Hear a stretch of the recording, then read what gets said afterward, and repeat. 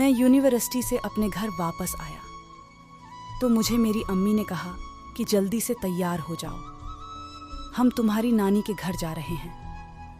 मैंने जब अपनी अम्मी से वजह पूछी तो मेरी अम्मी कहने लगी कि तुम्हारी खाला और उसकी बेटी अमेरिका से आई हैं तो उन्हें मिलने जाना है।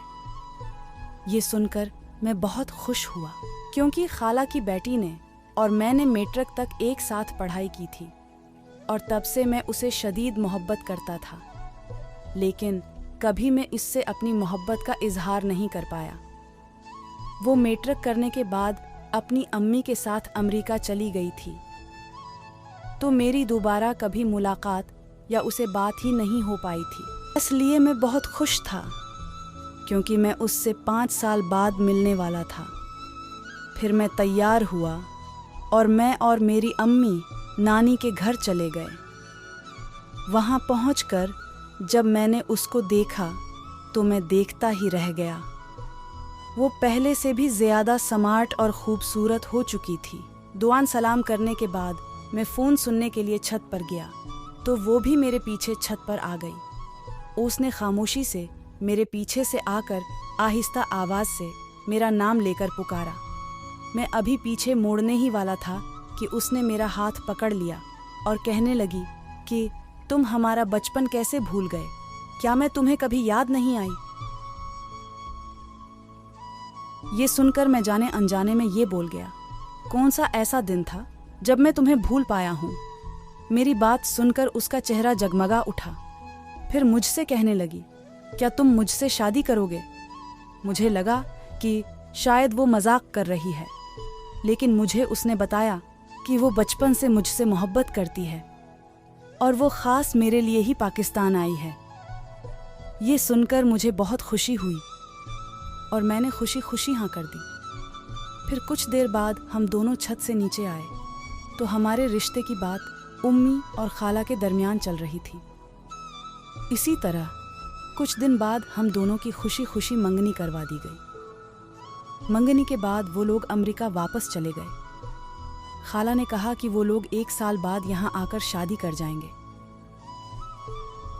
हम दोनों फ़ोन पर दिन रात बातें करने लगे। ऐसे ही बात करते करते 1 साल गुजर गया और वो 1 साल बाद वापस पाकिस्तान आए तो एक दिन अचानक किसी बात पर अम्मी और खाला की लड़ाई हो गई। मेरी खाला ने रिश्ते से साफ इनकार कर दिया कि वो अपनी बेटी की शादी मुझसे नहीं करवाएंगी और वो सब वापस अमेरिका चले गए।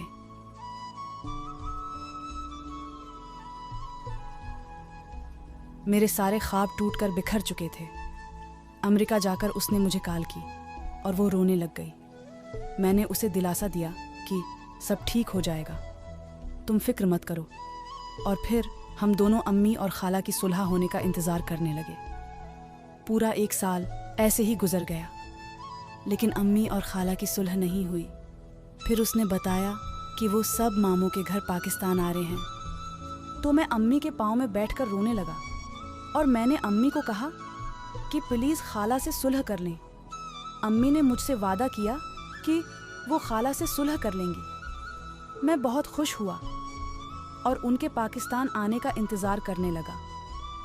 जैसे ही वो लोग पाकिस्तान आए तो मुझे पता चला कि उसकी शादी मेरे मामों के बेटे से होने जा रही है। ये सुनते ही मेरे पैरों तले ज़मीन निकल गई। मैंने उसको कॉल की तो उसका नंबर ऑफ था। अम्मी के लाख मना करने के बावजूद भी मैं मामों के घर चला गया। वहाँ मैंने मामों की मेहनतें की और अपनी खाला के पाँव में बैठ गया। लेकिन मेरा दर्द, मेरी तकलीफ किसी ने नहीं समझी, बल्कि मेरे मामों ने मुझे धक्के मार के अपने घर से निकाल दिया। मेरी कज़न वही मौजूद थी। वो सब कुछ अपनी आंखों के सामने होता हुआ देख रही थी, लेकिन वो बिल्कुल खामोश खड़ी थी। और फिर 2 दिन बाद उसकी शादी हो गई। उसकी शादी को आज 8 साल गुजर चुके हैं, लेकिन मैं उसे अभी तक भूल नहीं पाया। आज डॉक्टर ने मुझे पागल करार दिया है। लोग मुझे मजनू, राजा जैसे नामों से पुकारते हैं, लेकिन मुझे उस बात से कोई फ़र्क नहीं पड़ता क्योंकि लोगों की नज़रों में मोहब्बत का जज्बा बिल्कुल फजूल है। मुझे उस बात से भी कोई फ़र्क नहीं पड़ता कि वो मजबूर थी या बेवफा।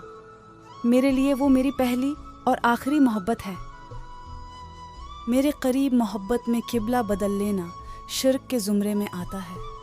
मैं मुसलसल और हमेशा उसकी मोहब्बत में मुब्तला रहूँगा।